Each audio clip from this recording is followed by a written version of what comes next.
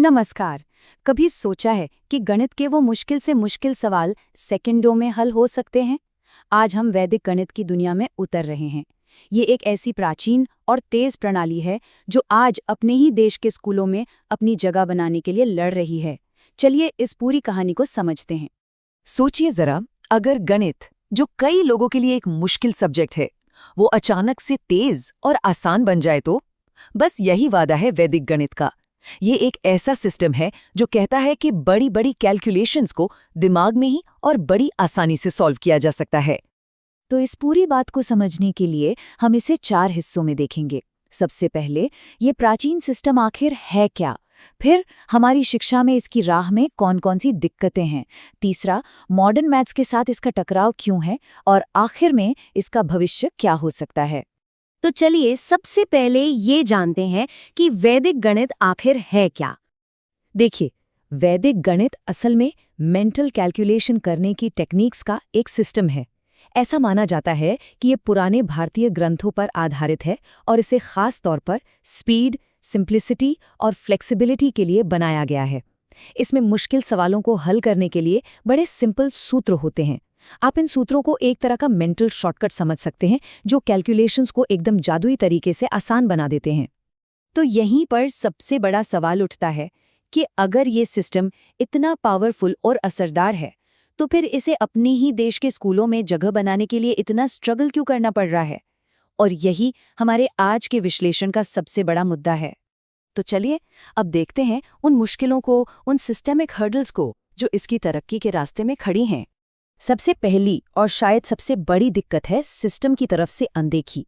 हमारे सोर्स के मुताबिक सीबीएसई और यूजीसी जैसी देश की बड़ी बड़ी एजुकेशनल बॉडीज वैदिक गणित को सिलेबस में शामिल करने को लेकर कोई खास दिलचस्पी नहीं दिखाती। मतलब उनकी तरफ से कोई सॉलिड कदम ही नहीं उठाया गया है। और इसी से जुड़ा है पॉलिटिकल निग्लेक्ट। सोर्स में इस हालत को बयां करने के लिए एक बड़ा सटीक शब्द इस्तेमाल हुआ है, सौतेला व्यवहार। ऐसा लगता है कि पॉलिटिकल प्रायोरिटीज की दौड़ में इस जरूरी विषय को हमेशा नज़रअंदाज ही किया गया है।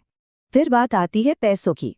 देखिए, किसी भी सब्जेक्ट को आगे बढ़ाने के लिए रिसर्च और डेवलपमेंट में पैसा लगता है, और आर्थिक मदद की कमी के चलते जो एक्सपर्ट्स इस फील्ड में जुनून से काम कर भी रहे हैं, वो भी अपनी पूरी ताकत से इसमें योगदान नहीं दे पा रहे। नतीजा, इसकी ग्रोथ एक तरह से रुक सी गई है। अब एक और बड़ी इंटरेस्टिंग प्रॉब्लम है लैंग्वेज की।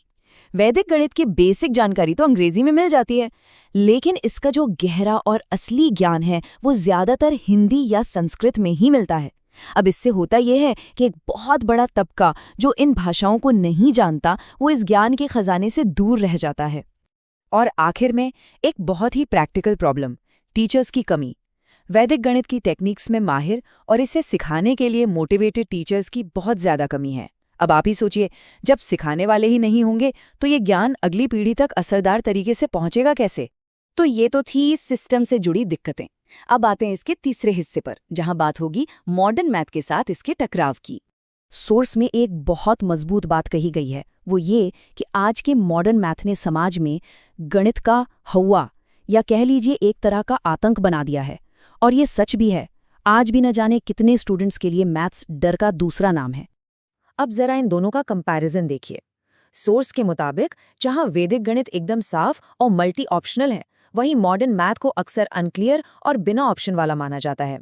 सोचिए जरा, वैदिक गणित एक ही मल्टीप्लिकेशन को 3 अलग-अलग तरीकों से करने की आज़ादी देता है, जबकि हमारे पारंपरिक गणित में अक्सर बस एक ही तरीका सिखाया जाता है।